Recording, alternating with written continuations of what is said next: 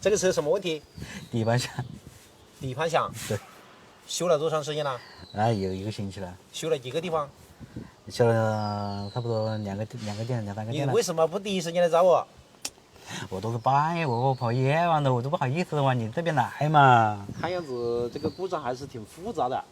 今天帮这一位的士师傅解决一个疑难杂症。这个师傅10年前还在我店里学过修车，看样子这个技术应该是全部还给我了啊。就这个声音，对，哒哒哒哒哒哒哒，对，速度越快，声音就越响。对。好，回去吧。你先告诉我你修了一些什么地方。好。刚才听1小时那边说可能是轴承，试了一下轴承。轴承放了是吧？对。是的啊，这个轴承拆动了。对。还有呢？然后半轴也跟我拆下来试过。这不是新的啦？对呀，他是把他的新的半轴拆下来跟我装上上面试了一下，结果还是有那个哒哒哒的声音。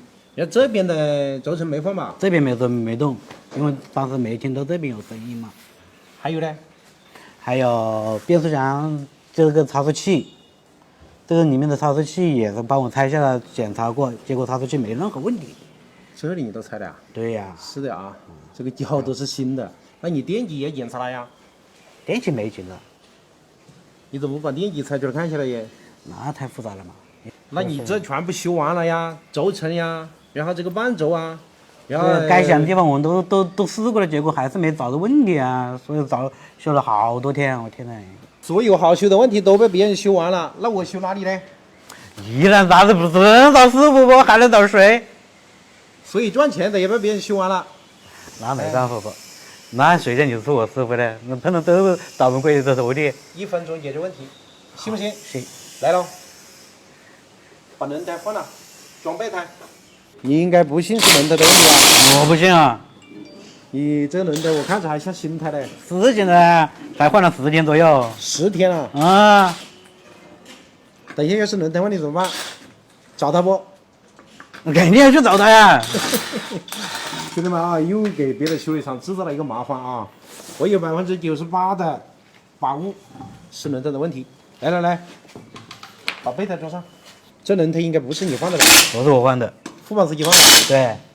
这个备胎虽然说没有牙齿了，你看，但是我觉得它应该不会响。来，放下来，往前走。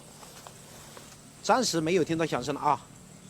等一下啊，我把安全带系上。走。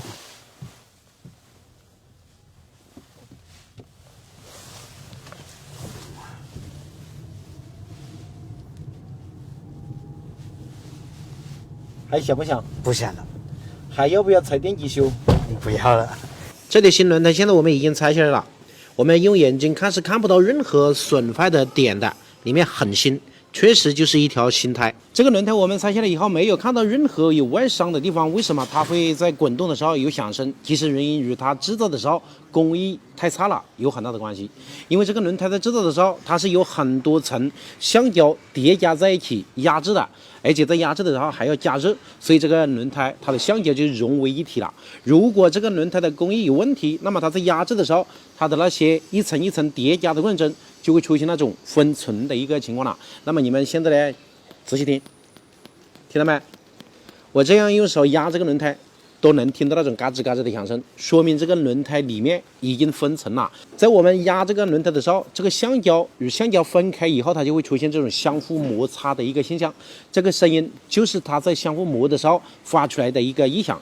这种情况，特别是在轮胎没有气的情况下，会更加的严重。而这个轮胎橡胶分层的原因，还有一个就是我们的轮胎经常缺气，你去开，导致了这个橡胶它过度的去出现了那种变形，所以它就会导致里面分层，分层以后就会出现这种异响。